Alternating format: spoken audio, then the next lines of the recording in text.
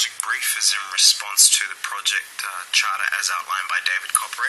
That's the Plan and Execute Child Project. The project that we chose was Project Anti-Bullying 2013,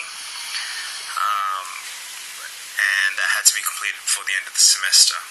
Our project scope statement was we endeavour to contact 100 students to raise awareness about bullying and help potential victims identify the support networks available by the 8th of March 2013. We had a lot of case studies to back up what we were going to do. An example of it was that an estimated 200 million students, children and youth around the world, are being bullied by their peers. Now, in addition to this, kids who are bullied are 3 times more likely to show depressive symptoms, and children who are bullied were 9 times more likely to have suicidal thoughts, says some studies. There's a lot more data that's located in the project brief, but we won't go into details with that. Further to this, we had consulted a local non-profit organisation, a local professional in this field, and we asked her what's one thing we can do, and she said, this is Suzanne Utai, and she said that basically students who are bullied, or youth who are bullied, do not know where to go when they are being bullied, so they don't know where their support networks lie. So this was a critical factor, and this is something we thought we could fill. The deliverables, as part of it, was we had to deliver things for David Copray, which is project documentation and weekly tasks, and also the project presentation, which is currently being completed. The other deliverables for other clients were Merrimack Primary School and Varsity Lakes Primary School. We had to deliver a presentation to each of them and supply the materials such as cards and flyers, which identified where they can go if they are being bullied. So we had a milestone report set out, so we know what had to be done by when, and we had our goals. Our constraints were the blue card, which by legislation we had to have them before we could do anything. Our resource limitation was maxed out at 4 hours a week given our busy schedules. The resource limitation applied to project members. The time constraints, only the school allowed 10 minutes max for presentation. The audience age bracket was from grade 5 to grade 7, and we had budget constraints, $100 for materials alone. The final thing was professional constraints. We were unable to provide professional counselling advice to students because we weren't professionals. Now, the key people and stakeholders in this project was David Copray. The project team consisted of myself, Alvin Tepper, Stevie Lee Morrison, Blake Mitchell, Russell, and Jared Thorne. Our clients were Merrimack Primary School, Varsity College, and the support organisations which students would turn to were Kids Helpline, the federal government, and Grow Support Incorporated. In scope, we were only going to provide materials and give guidance to where students who are bullied can actually go to actually get some help and support. And the outscope was that we were not to identify which victims were being bullied, so we didn't classify. We weren't going to classify which students were being bullied, and we don't offer counselling services, and this is part of our professional constraint because we're not professionals, it's not our field. Now, project administration, we're going to meet on a weekly basis, and we're going to discuss the project terms, what we're going to do to get the project done, and straight on to potential risks. One of the first things we identified was the blue card. Given the legislation behind it all, we couldn't work with kids unless we had blue cards. There was no way around it. So getting this done was a critical task. And a mitigation strategy that we came up with was to complete the applications as quick as possible according to the milestones and organise with Grow Support and BUSA. Hey, now this is Jared, and I will be talking about the project lifecycle description, which includes details of initiation, planning, execution, as well as monitoring and controlling elements within the project. Okay, so basically for the planning of the project, we all met in class during the first few weeks. We set goals and deadlines for when we had to have certain things done, and also for when we wanted to complete the project by. This was done by calculating our critical path. Once that was complete, we had a better understanding of what had to be done and by when in order to complete the project, since we knew what parts had zero float. As for execution, we made sure the gear was ready from our sponsors and made sure that we had been in contact with the schools and that they were going to allow us to perform our task. While executing, we gave out flyers and handouts to the kids and made sure they were well aware of the bullying crisis and how to deal with it. Along the way, we controlled the outcome by making sure we met each week, whether in or out of class, and talked about the progress of the project. We attended class as much as possible, and if not, made sure everyone else was well aware of what was happening. Monitoring was done by checking other people's assigned work and giving them motivation to complete it on time. Communication planning was also crucial, as it specified who would be in charge of communicating with our stakeholders on time and with the proper information. Hello, this is Russell. I'm going to talk about 5 key lessons we've learned. Um, time management, cost management, opportunities and risk management, communication management, and scope management. First of all, time management. Given the short amount of time that was allocated this semester, managing our tasks was critical to achieving our deliverables. Our project team was great and identifying what was required. However, we were poor at following up. Therefore, a key lesson we learned here was um, that we had to set out our tasks earlier and follow up weekly on the progress of each task to ensure that we were on track to meet strict deadlines. If we had done this, we would have been able to stay on top of project deliverables and most likely complete each task on time. Cost management.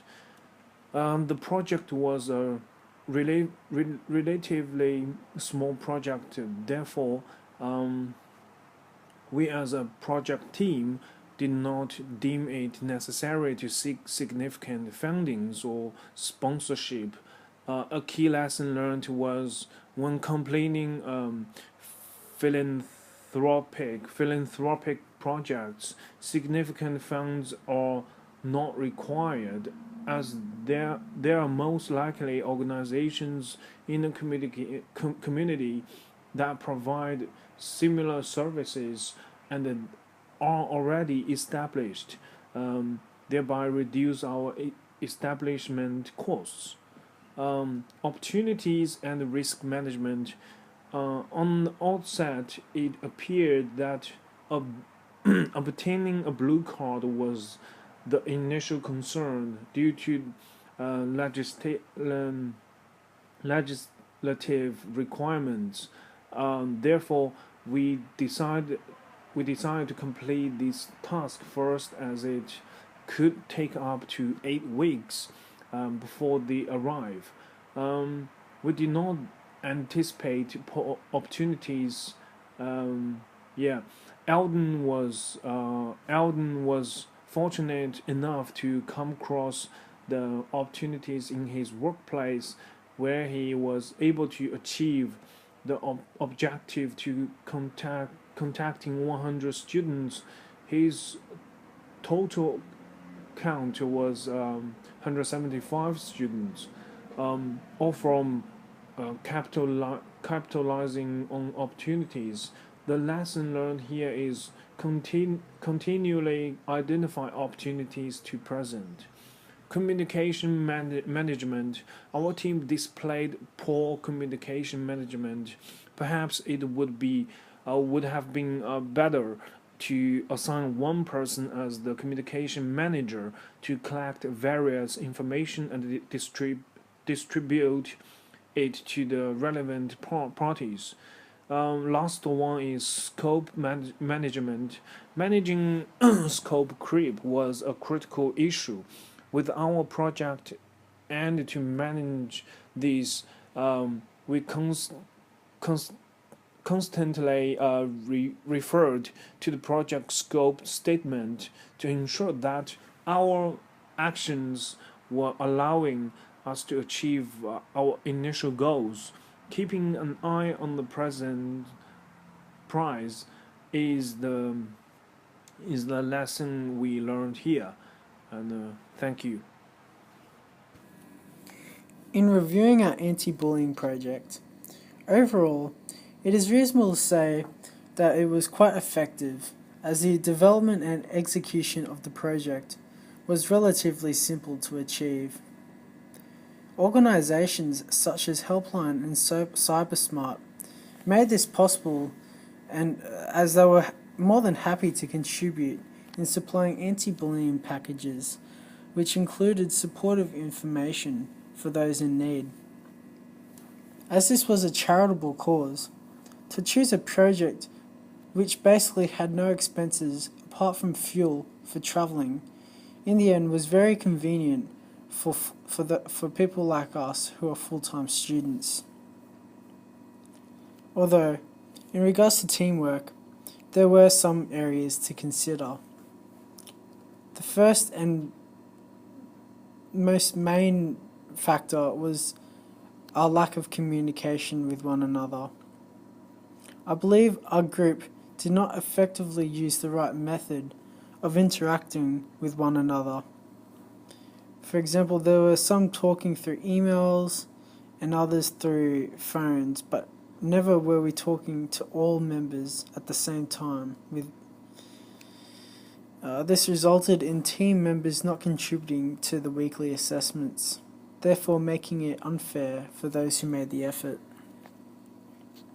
In real life terms, these people who did not make the effort would have definitely been fired.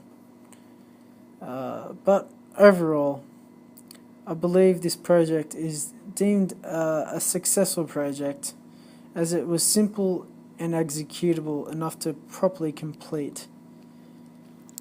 5 things for future managers. The first one would be communication.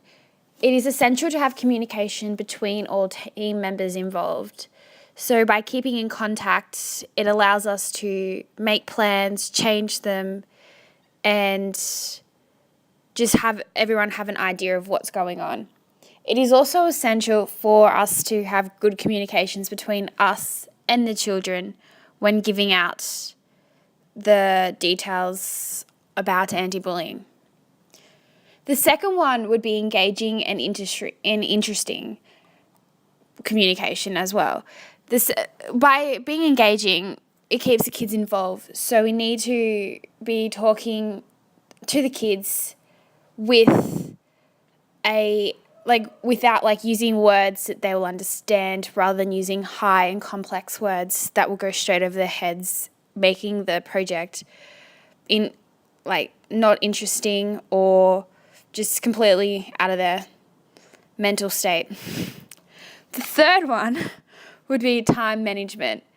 It is essential for us to keep the presentation short and sweet so that the kids will understand what's going on and they don't get bored, because as little children are of 10 to 12 or even younger, they can't sit still long enough to process everything that a 19 or 20-year-old will. The fourth one would be cost management. So obviously you want to spend as less money as possible to make it most effective. You don't want to go out and spend millions of dollars and not get any progress when you can spend $1,000 and have the same progress as what you previously had. So it's essential for us to spend as less money to get better, to have a better final outcome. The fifth one would be strategic planning.